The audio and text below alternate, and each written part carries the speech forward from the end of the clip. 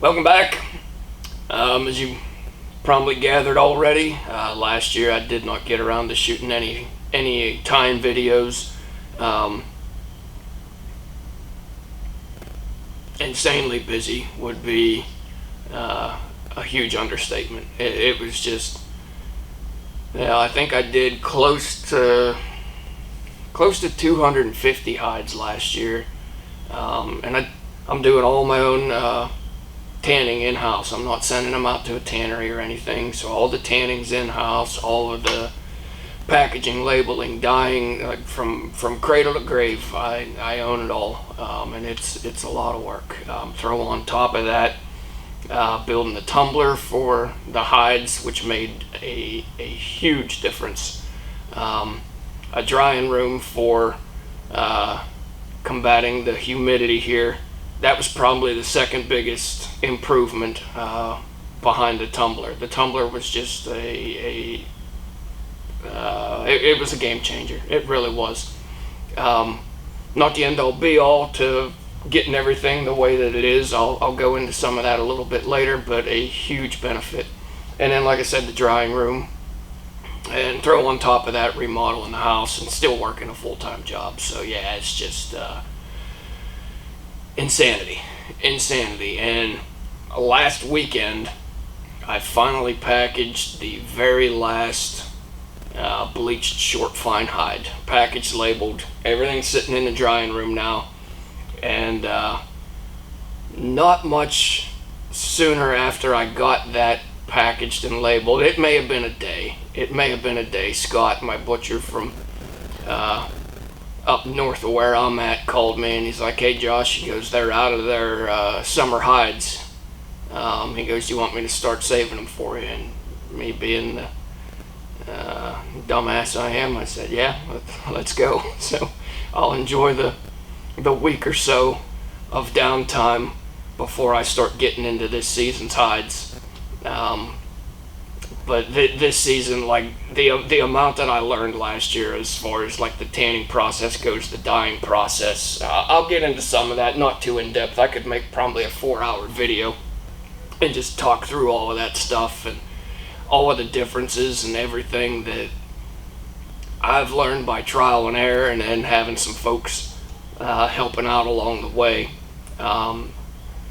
Bottom line is, you guys will notice a huge difference in the quality of not only the hide this year, but also the hair. Because 3 years ago now, when I started this, my goal was to grade the spinning hair, was to have it graded.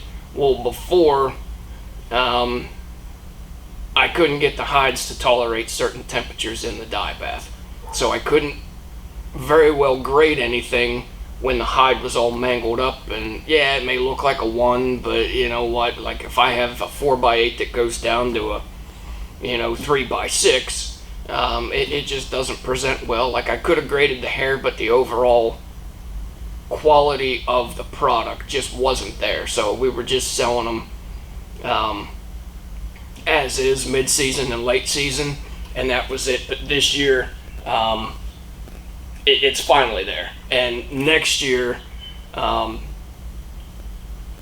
some of the things that I did in my process caused the spinning hair to be a lot more work than what it should have been. So next year, as I start processing those, you'll notice an even better product, more consistent product coming into next year. Now it should be late this year because I have about 150 hides coming in from my buddy Jack in Idaho. So yeah, that on top of what I collect this year, I'll probably go somewhere in probably the 150 range myself. I say that now, and I'll probably be stubborn as shit and go probably up to 300. But who knows? I mean, it's all going to be dependent. Like, we'll see. If things go as smooth as I think they're going to this year, I probably can take on a little bit more. But at the same time, I'm not sure if I really want to yet. Once I retire, look out. Like I could probably knock out 1,000 hides in a year. once I get there. And you know, I mean, the process is going to be refined even more. Like, I'll learn more this year and learn more the following years, to where there's continually going to be an improvement on the product. But right now, I'm not bashful about saying that it's the best on the market, hands down, and I can still improve on it from there. I really can. You know, I've worked with deer hair for 30 some years, you know, tying flies and everything, and there was just a gradual decline in the hair, in the quality, and that's what kind of led me to this. And it took me 3 years to get it to where I can honestly say that it is the top of the market, hands down. I'll go through some of the things here. I'm going to get the vise out of the way because I'm not going to be using that one in this one. I am going to do a series here fairly soon on, I'll probably even have them out. I'll probably have the first video out next week. I am going to do a series on some hair wing flies, just to highlight some of the short and X-fine stuff that we have that'll be available later this year. So I'll kind of go through some of them. I'll probably get into some spinning stuff later on. But like I said, I probably have hides coming in 2 weeks. So, I mean, that's going to take me away from doing this again. I am still going to make a very serious effort to get some more tying videos in, especially over the winter this year. Kind of missed that last year, and really the year prior. It's been kind of on the back burner for me, trying to figure all of this stuff out, but I think we got it now. So I'm going to go through. This is the piece of hair that started me on this adventure 3 years ago. You can see it here. Just a yellow. It's probably a mid-season, to be honest. It's probably right at 1.5 inches. But it's marketed as a primo strip. You guys have all tied with them. I've tied with them for years. I ordered this when I was doing the commercial tying really heavy, and I had a big order for yellow dungeons. So I ordered 3 of these, and this was one of the ones that came in. You can't tie dungeons with that. I mean, you can see the hair right there. It's so thin, it's not going to flare for you. You can tie dungeons with it, don't get me wrong. It's going to be very difficult, and you're going to chew up a lot more of this section of the hide than you would with something like this right here. I mean, it's the quality of the hair is a night and day difference. Now, if this were marketed as a mid-season 2, absolutely, I can tie with that. I can tie stimmies, I can do mini dungeons, I can do, you know, whatever smaller streamer with those all day long. But when you're buying this, when I bought it under the pretense of a primo strip, and it was going to be for tying full-size dungeons, I was expecting this right here, and this is what I got, and I was like, that's just unsat. So that's when I got into the idea, not having a clue of what I was getting into. I got the idea of grading the spinning hair. And when I told Kelly about it, he was like, he told me, he goes, Josh, he goes, I've been telling shops to do that for years. And, you know, him and the boys at the shop were just a huge support along the way, you know. I told Kelly last year, I was like, you probably should have laughed me out of the shop when I came down with that first run of hair, because I had no clue what I was doing. It was, you know, constricted, and the die sets were good. The hair was still good, but presentation-wise in the package, it just didn't cut it. But fast forward now, and we got, like I said earlier, some of the best, the best on the market, because it is graded. You know exactly what you're getting with all of this hair. I go through and I grade every single piece, both on the short side.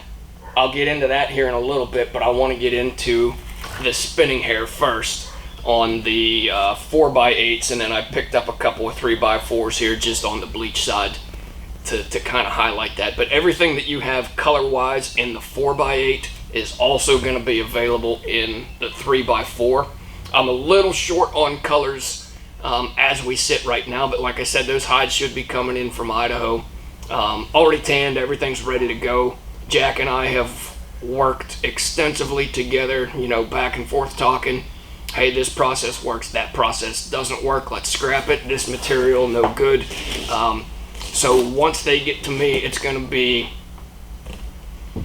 pretty much processed right into the dye bath and go. So there won't be that lull in me getting the colors that sell out back to the shop quicker than there was last year. Last year I was still figuring a bunch of stuff out. The drying room will expedite things. I can have stuff dry in 2 days. Here last year, it was about 2 weeks from the time I took it out of the dye bath until it was ready to package, especially with the bigger hair, or with the longer hair. So all of that said, bigger things are still on the horizon, but you guys are going to notice a huge difference in the quality of hair this year. I'm confident in it. So we'll go through some of these. This is a grade 1 olive. You can see they're all marked on the back. Got the logo, and then they're marked right here. This is a grade 1, just a very solid, very good 4x8. You can see the flexibility in this. There's no constriction on the hide whatsoever. Everything's tanned. You know, the dye set is perfect, going through, very consistent olive all the way through. It's a very good, very nice straight hair.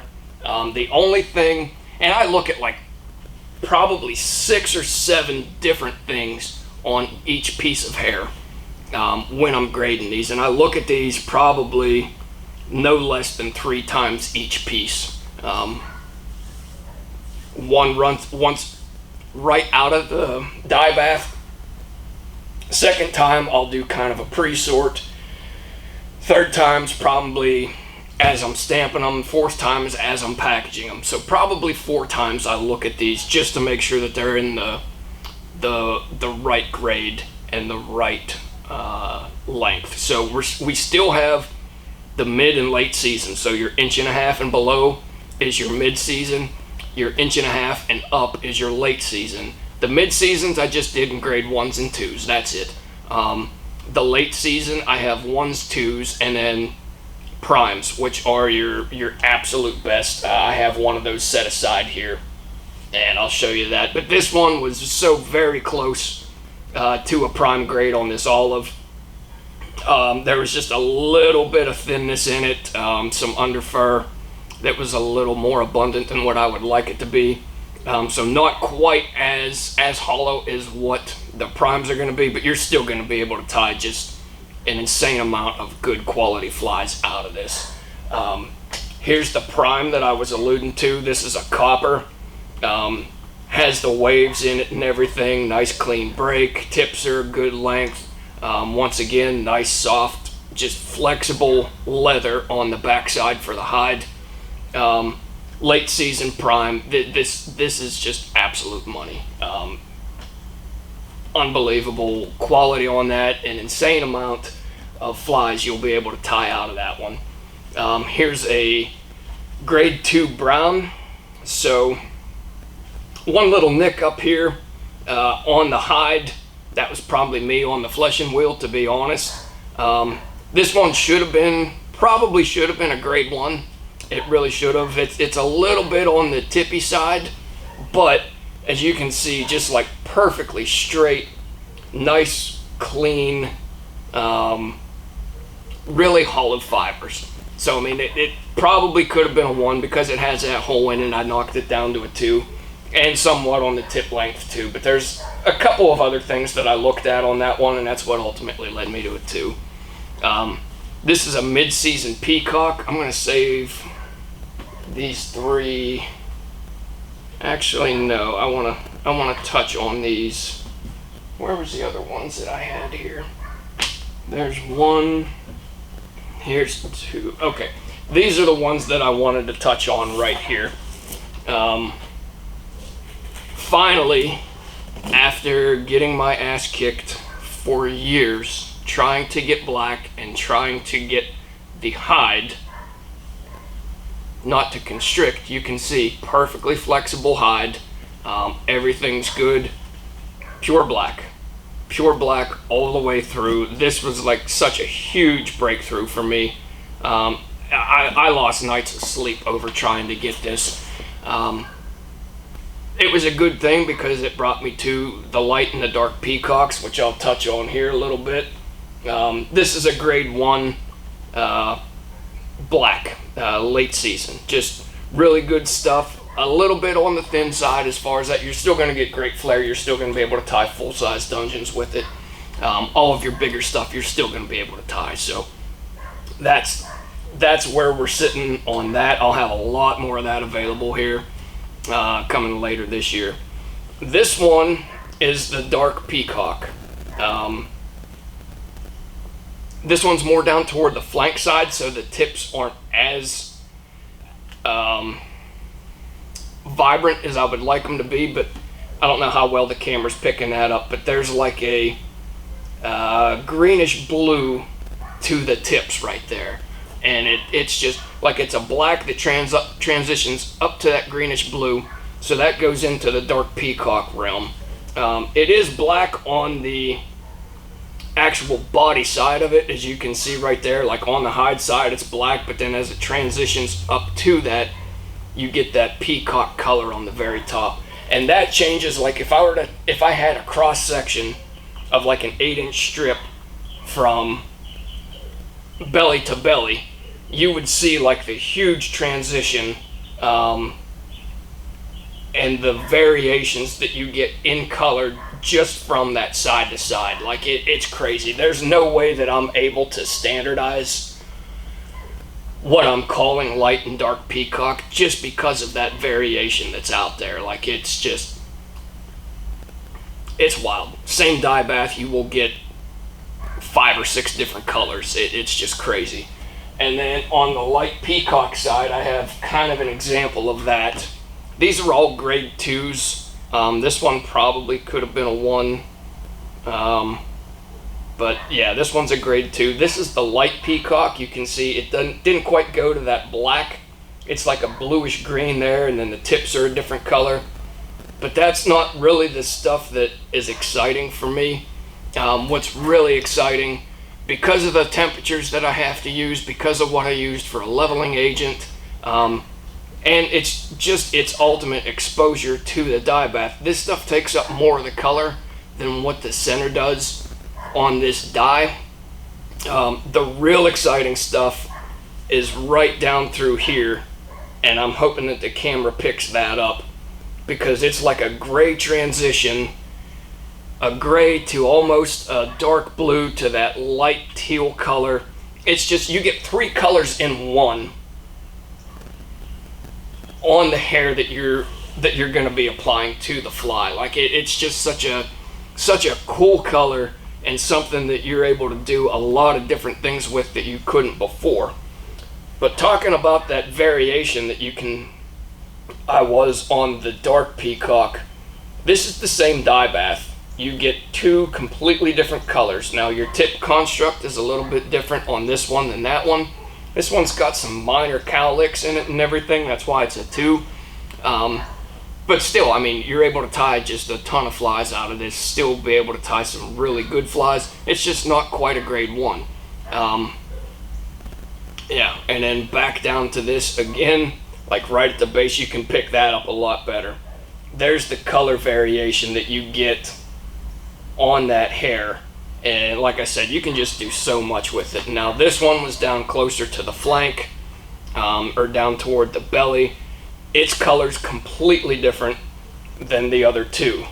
You can see it's just, like I said, same dye bath. You just get such a wide variety on that stuff. And it drives my OCD just through the freaking roof. I'm not gonna lie. But once you tie with it, and if you're looking for something specific, you'll be able to reach out to the shop and be like, hey, I want this color pattern in this color or that color. And really, I feel like I'm just starting to scratch the surface on what I'm going to be able to do with the different dyes and everything. I got hooked up with a scientist from Brooklyn. I think he's Russian. Pretty sure he's Russian. Anyhow, I got hooked up with him, and he started talking to me about ionic and all of the stuff that I didn't understand, but he understood what I was trying to do. He hooked me up with some stuff and gave me some pointers. I still talk to him probably once or twice a week, and it's just a huge wealth of knowledge, and it has taken the dyeing and tanning process just to a whole nother level. Like it's just unbelievable how different it is. And then finally, what I want to look at on this one, this is the last piece before we'll transition into some of the other stuff. This is a charcoal gray, very thin. It's a grade 2. Let me see, I think it's a mid-season. Where's it at? Yeah, mid-season charcoal gray. So you can see, I mean, that hair's pretty thin there. You're going to wind up using a lot more hair off of this piece than you will on this to get the flies that you want. But it is graded. My stamp kind of took off on me a little bit there. I'll have to restamp that one before I package it. But yeah, grade 2 charcoal, mid-season. You can see there's some cowlicks and everything in there. Just wasn't going to make a grade 1, but I mean, it's great for if you're starting off time with deer hair, learning how to use deer hair and whatever it may be. These are great things. Or if it's just something that you're going to do, you know, like some stimmies and all that stuff with. A mid-season, I mean, it's thin hair. It's not going to flare on you if you're doing stimmies and whatever it may be. The smaller streamers, it's going to be phenomenal for that. Speaking of stimmies, I took those out. Oh, Cubby's freaking out up there because she's in the house. I didn't label anything stimmy the hair this year. I really didn't, mainly because I feel like the mid-season covers all of your stimmy hair. Now, there's some stuff that's better for stimmies than not, so I may look at grading stuff in a stimmy packaging next year. I don't know yet. I'll wait until I see what the feedback says for this coming year. But long story short, your mid-season, either your 1 or your 2, are going to be good for good for stimmy hair. Okay. Next, we're going to move on to some tails. These are 2 of the colors that are going to be available. This is an extreme blue, and then this one is just your straight olive. Okay. Once again, these are graded in 1s and 2s. I don't have as many of these as I thought I was going to this year. I went through a lot of experimentation. I messed up a lot of tails trying to get them like this. But as you can see, that tail's flat. It's not mangled up, it's not rigid, and then look at this. You have flexibility in the tail. It's still not to the point where I know I can get them, but this is far surpassing the quality of what's on the market right now.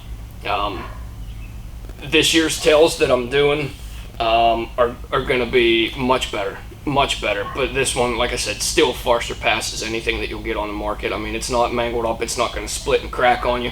Some of the ones that I have this year are a little bit more on the rigid side. They're not twisted or anything, but they are a little bit more rigid, and that was part of an error in my process. But you can see I got the stamps on there.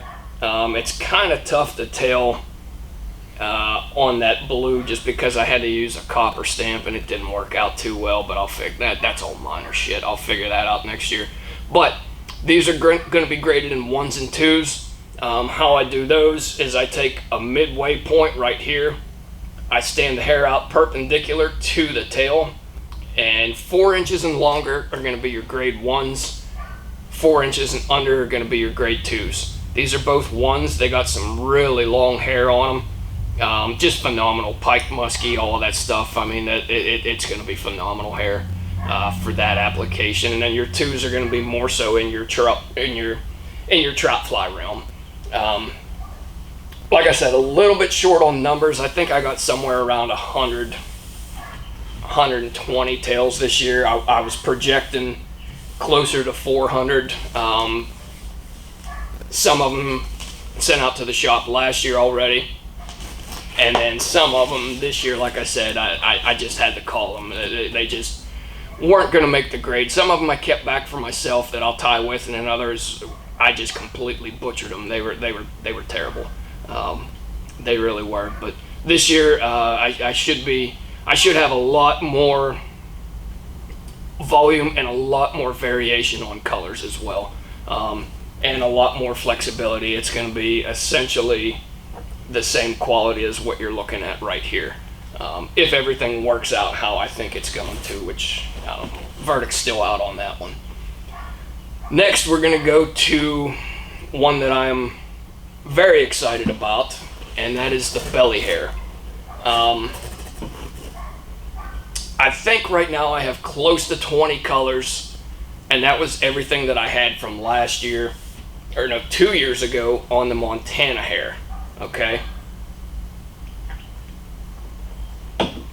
Warm out here a little bit with this, with the shop opened up, and get a little refresh. Anyhow, this is your belly hair. What we're all accustomed to is the mangled up, just crispy,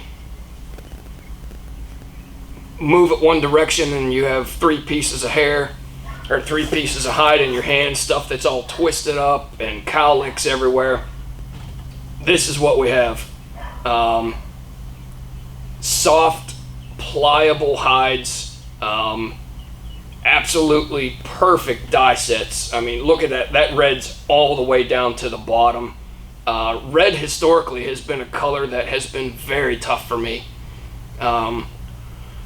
Not anymore, thanks to my scientist in Brooklyn.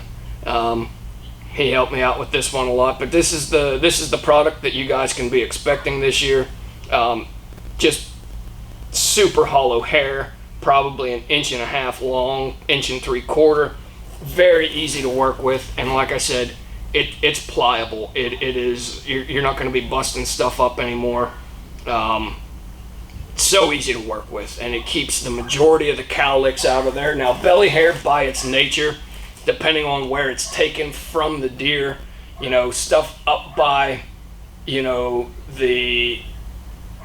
rib cage and everything, or higher up toward the breastplate, that stuff's typically more straight. As you get down toward the abdomen, it has a tendency to curl in a little bit.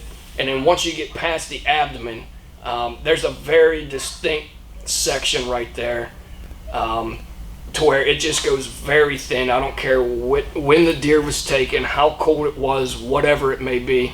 I cut that hair off and I throw it right in the trash. It's not good. So all of the belly hair that you'll get that's stamped, it's no shit belly hair, like good hollow fibers. It's not nutsack hair or any of the other shit that they've tried to market. Just because it's white on the deer does not make it belly hair. I don't know how many packages I've gotten over the years, and you set it down on the hook and you try and flare it and it just stands up. There's no hollow properties to it. There's not any of that with the hair that we're putting out. So all of the belly hair that you get is going to be legitimate hollow belly hair. Like I said, I think close to 20 colors. I'll fill in the gaps, and there's just, like, on my shelf of dyes over there, I probably have, I would say 40 different, and I haven't even scratched the surface on what is available out there. So look for a lot more stuff as long as I can get hides to support it. There will be a ton of belly hair, both quantity of the hair and quantity of the colors will be available. All right, next we're going to move on to these are just some bleached late season 3x4s here. All the 3x4s, like I said, they're going to have the same colors as the 4x8s. The main focus is the 4x8. but you get 3x4s by stuff that bullet holes, whatever. Something I mess up on the fleshing wheel, if I can't make an 8 out of it, I'll take it down to a 4, and then it's a 3x4 instead of the 4x8. But instead of throwing like an entire chunk away or having it as a trim piece, that's why I decided when I first started doing this to offer it in the two sizes, the 4x8 and the 3x4. So now we'll move on to the short and the X-Fine. So starting with the short.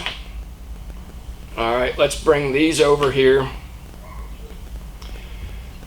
The naturals are the main one that folks are after, Here is your natural short fine. This is also a natural, but there's a huge difference right there, okay?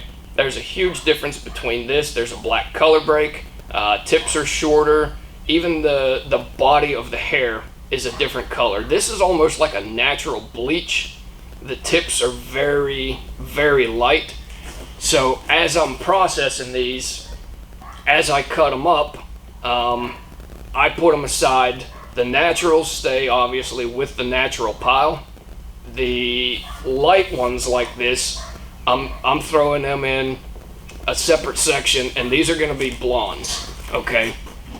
They're still natural, but as you can see, just a huge difference between the two. So if somebody's buying these, and I actually had it, one of the guys last year reached out to me and was like, hey, I got a piece of natural that was more of like a bleach, and I was like, yeah, okay, yeah, it's probably down by the belly hair. So that got me to thinking. I was like, well, folks are buying natural expecting this. That's what I need to get. So then that's what I need to package. So then I got into, okay, well, there's still a market for this. This is an excellent caddis hair right here. These blondes are perfect caddis hair. It's almost similar to an elk, really, to where there's like that very, very faint black tip. It almost looks like elk hair. That certain section, phenomenal caddis stuff right there. I got a contact acting up on me.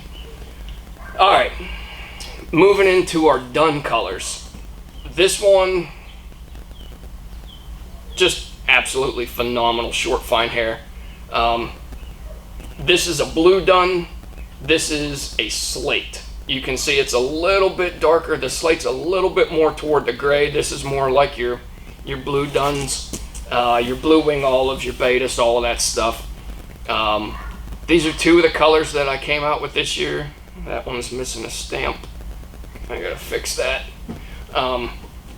Those are two of the colors that came out this year from the duns after I was able to correct the hide and make sure that they were able to accept the colors and the heat and the dye bath that I was after.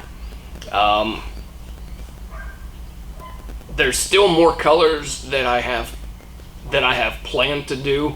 I want to do a rusty brown, and then probably a lighter dun than that, and then maybe even something a little bit darker, but I'll tweak with those here once this year's hides start coming in and I have more freedom in the range of temperatures that I can use, and that'll just yield more colors coming out.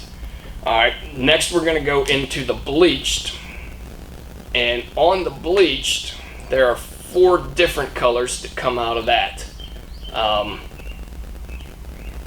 I was able to figure out how to manipulate the float to make a more distinct color between the bleached and the ginger bleached, okay? So here are your 2 bleached right here. You can see, I mean, they're just a nice, clean, almost white down at the base. And then this is your ginger bleach right here. It's just a little bit more darker. I mean, it's not quite as white. These are all out of the same float, okay? It's just like I was saying on the peacocks, there's a wide range of colors that you get on every single hide. It doesn't matter if it's bleached. Black's about the only one where it stays consistent. Not really, because some of the tips need more temperature. Anyhow, that's it more later on down the road stuff that I'll talk about. But black's the one that you can get most consistently because it'll cover up a lot of this variation. But these three right here, you can see just the wide range. Let me put that one in the middle. That way there's a contrast. You can see just the wide range of color variations that are right there on those three. So this one here, like I said, is going to be the traditional ginger bleach. And then the fourth color that came out of this is an ash. I'm going to match that up to the bleached real quick. You can see it's like a darker color, still almost a bleached, but not as light as that bleach or even the ginger bleach. And then the tips stay a little bit different. They're a little bit darker. Phenomenal March brown, both for wings and using it as a body. Phenomenal for March browns. Even some of your drakes and all that stuff like that, like your brown drakes and maybe even some hex stuff. On the hex, I'd probably go closer to the bleach than I would the ash. But there's the four colors right there on the bleach side of things. They're all going to be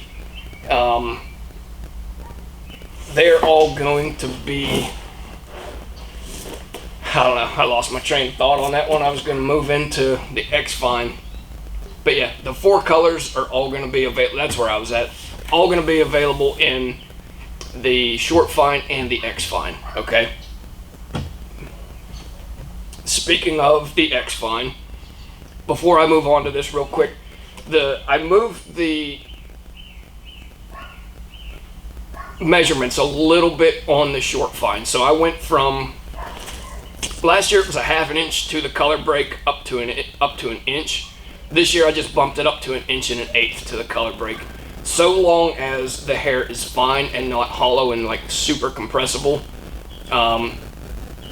Some of the Carolina hides are a lot thinner than what you'll see in Montana, Pennsylvania, wherever, just because of the temperature difference. So as long as it is still fine hair, I'm going up to 1 1/8 inches on the color break. So some of the stuff that you guys see this year may be a little bit longer than what you saw last year, but I'm not dealing with anything under a ½ inch from now on. I may market that later as just like a hawk or something like that. But I don't know. Right now, I just don't really see a whole lot of a need to put emphasis on that. So short fine's going to be 1/2 inch to 1 1/8 inches to the color break. And then your X-Fine can go up to 1 1/4 inches, depending on what the hide looks like as I'm cutting it up and trying to figure out where I'm going to cut it to grade it and everything. The majority of it goes to mid-season, but this stuff is like 1/2 inch to probably 3/4 inch to 1 1/8 inches most of the time. Okay, now this is one that I've been tying with a little bit here, just the last couple of days. But you can see the difference between your short fine and your X fine. Your X is so much thinner. Sometimes a little tippier, depending on the deer, depending on where it came from on the deer. Sometimes a little tippier. You do use a little bit more of this as compared to the short fine, but this is great for like all of your tilt wings, anything that doesn't really need super fine, super consistent hair. Like this stuff, your short fine is more for like your comparadons, your caddis, any of the caddis range, your X or anything like that. This stuff's great for just stuff that doesn't need the highest grade short fine. Here's another piece of ginger bleach on the X fine. You can see once again it's just a little bit thinner. Sometimes you get a little bit more hair or under hair in there, under fur. But comparing the two, they're about the same length. This one's a little tippier. Let me bring out that ginger bleach, and you can just see the difference right there. Like that's a lot thinner. This one's going to have a little bit more compressibility. There's not as much under fur, and man, some of those can get really tough when it comes to sorting them out. Does this belong in the X does it belong in the short fine? If I question it too much, if I second guess myself at all as to which one it goes to, it automatically goes to the X. I want to make sure that the short fine is the most select stuff that I can possibly make it. Okay, and then finally, the one that I am super excited about. I stumbled on this probably partway through last year. The Carolina belly hair, no matter how long it is, never gets you to this. Never. Like, this stuff is just so hollow, and that's a climate thing. You know, it's so much colder in Montana than it is here in Carolina. So this stuff stays thinner. And I got to looking at it, and I put it on a hook once, and I was like, holy shit, that's short fine hair. And really it is. It is the same makeup as this short fine ginger bleach, okay? It is short fine hair. It's unbelievable. I'm going to do a couple of videos just on this alone, just to show its versatility. But I mean, everything from pair of posts to found link bodies, missing link bodies. You know, if you're doing like the spruce moth and all of that, this is a perfect wing set for that. Like, I'll show the versatility off, and you can even use this stuff for spent wing spinners. You really can. Like, it is super versatile. Phenomenal hair to work with. I just tied a couple of flies the other day with it, and I was shocked. Like, I knew it was going to be good. I didn't think it was going to be that good. And then it's in white. I mean, you can't get white hair for dry flies anywhere. That actually fills a dry fly application. You'll never use calf body hair again. This stuff, calf body hair, historically very difficult to work with, real wiry and wavy. I always got frustrated using it. It's not compressible either, so I mean, it's kind of rigid to work with once you put it up on a post. This stuff doesn't fly around like all your Zelon and all that stuff. And then your snowshoe rabbit, I think it's even superior to a snowshoe rabbit just because of the hollow properties that you get in there. Like, it's not super hollow like your typical belly hair, but it does still have hollow properties, and it's going to outfloat even the snowshoe rabbit. Very easy to work with. Like I said, I'll do a couple videos to highlight that.